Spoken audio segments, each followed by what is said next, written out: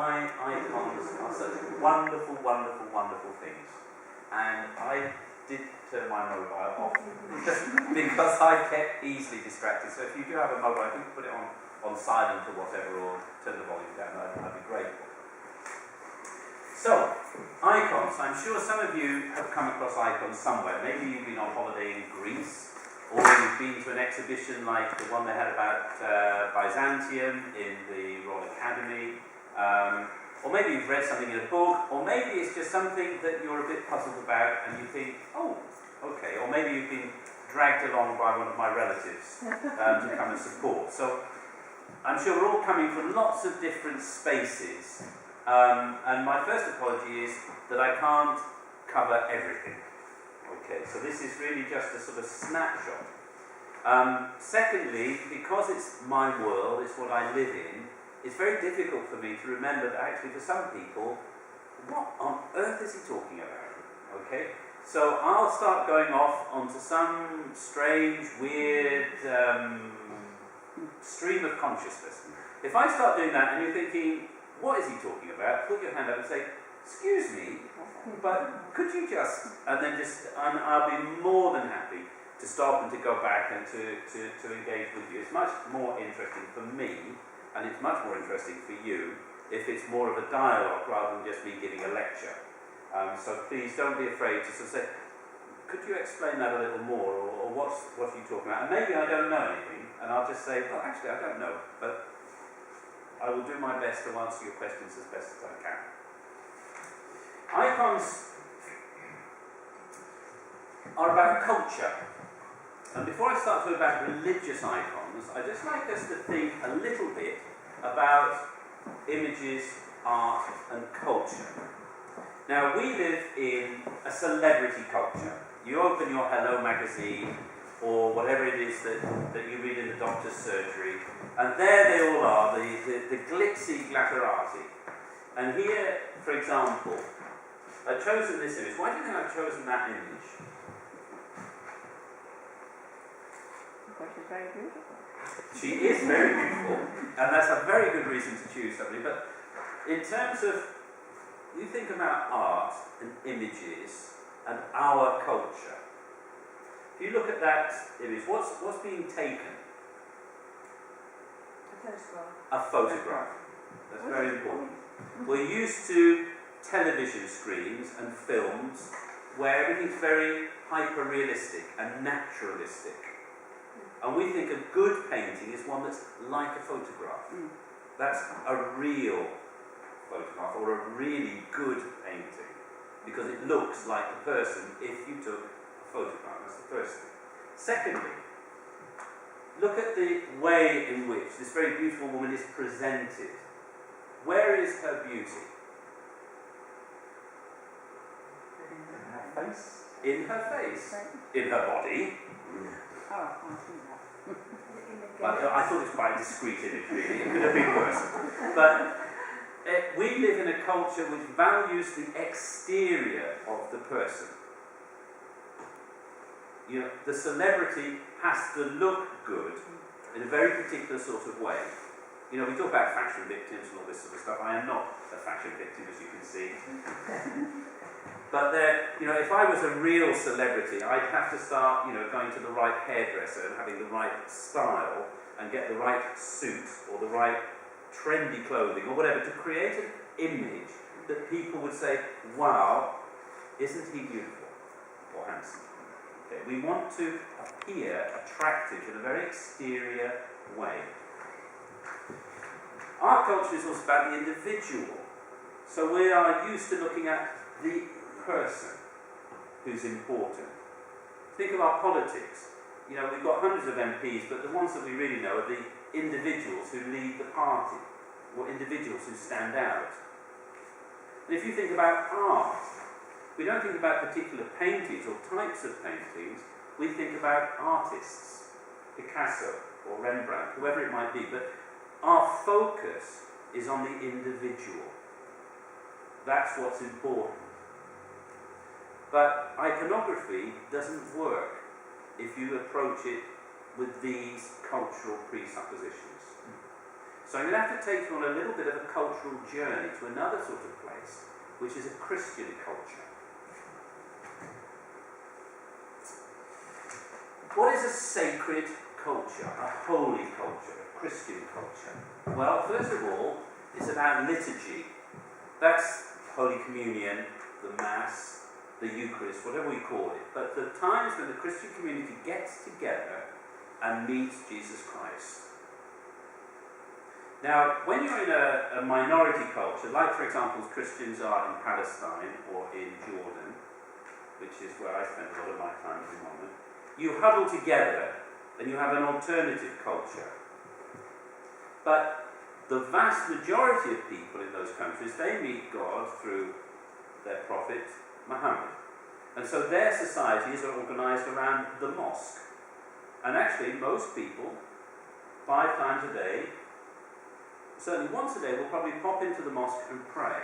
That's how they meet God. And that experience is then driven into the way in which you think about each other. That's where you meet each other. That's how you meet each other. It's the feelings, the emotions, the thoughts that go with meeting each other.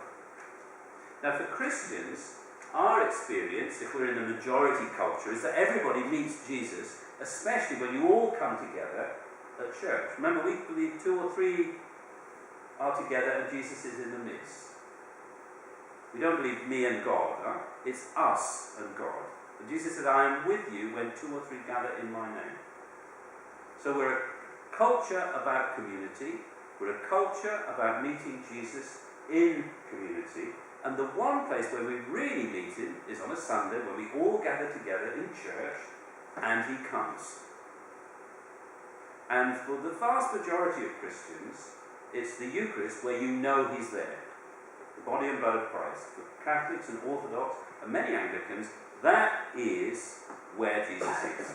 Without a question. No matter what you feel, no matter what you think, he's there. End of stories. And everything else is built around that experience. So, the church in a Christian community becomes the focal point. It's the place where people come. And the experience of meeting Jesus and meeting each other with Jesus is very public. It's something that knocks onto each other and it shapes the way you think about other people. It shapes the way you think about yourself, your community and so forth. And out of that, you get art. Now, when we talk about Christian culture and we talk about the liturgy, culture forms particular things. First of all, the scriptures. That's literature. It's our sacred literature. We think of the Bible as being our special book, but it's actually literature. It's about words. And those words are put together in very particular ways, and they say things. And we celebrate that. Prayers, again, are words written in particular ways. Always, when I was a youngster, I was involved with going and looking at lots of different churches. And I remember having discussions with some evangelical friends of mine. Oh, you know, you always use the set forms. And then when I went to evangelical churches, they prayed in exactly the same way in each church. There's particular phrases that we use. And it's the way we communicate with each other. We share our experience. Words matter. Then there's music. I mean, certainly in the Anglican Church, I'm sure, those of you who've been to like Gloucester Cathedral, for example, and the choir schools, there's certain music which is church music. And that's not a negative thing, that's a very positive thing. It's that context where we find ourselves gives birth to very particular art forms, music. Architecture. You think of the church here. You think of Christchurch, the way it's built. You know it's a church. As soon as you see it, you wouldn't think it was a bank. It's very particular, and it's grown out of that experience of living very closely with God through the person of Jesus. And we mustn't underestimate this. Now, if we've got all these other forms, what about art? Now, in the West, because of the Reformation and all of that, people got a bit iffy about art. So they whitewashed the walls. They got rid of the art, and what do we have instead? Nothing. And then in the gap, all sorts of other stuff has come along as well. We've forgotten Christian art, and what we've got is secular art being used for religious purposes. So this again becomes something that confuses us because we've not been taught it. And it's been expunged from our consciousness. So understanding Christian art, which is iconography, is actually really difficult for us because we've got to really jump out of our comfort zone into a very different world. Now, Christian culture first happened around the 5th, 6th century. That means that was the point where, in certain parts of the world, Christians became the majority in the society. And their culture began to reflect their beliefs. Before that, Christians would use, for example, Roman art forms, which were pagan, formed by pagans for pagans, but then used by Christians, like, for example, the catacombs. But around the 5th, 6th century, something happens, and we have a Christian art form for the first time in human history. This is really important. Now, this art form of iconography is still alive and understood and lived in the East by Christians of lots of different persuasions, not just Eastern Orthodox. It's part of the vibrant culture. It's part of something which is part of their inheritance, part of the way that they think. Notably Greece. If you've been on holiday to the Greek islands and you've managed to go along to a church service, you know how different that feels. I mean, there's great crowds of people and they don't sit still in pews and they're moving around, and it's a very vibrant, living sort of Christian community. Very masculine community, actually. This is the art that fits into that sort of context.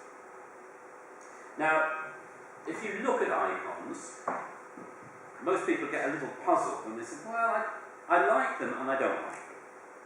You know, they're very beautiful in a way. There's something about them, but they look odd.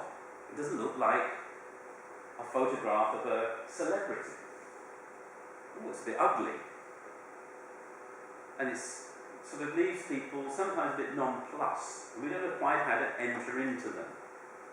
But nevertheless, we can identify. We know when we see an icon. Usually there's lots of gold. And there are certain themes that recur. Like, for example, the Mary, or the way Jesus is painted with his beard and so forth. There's certain thematics which say, oh, I know that's an icon, even if I'm not quite sure why.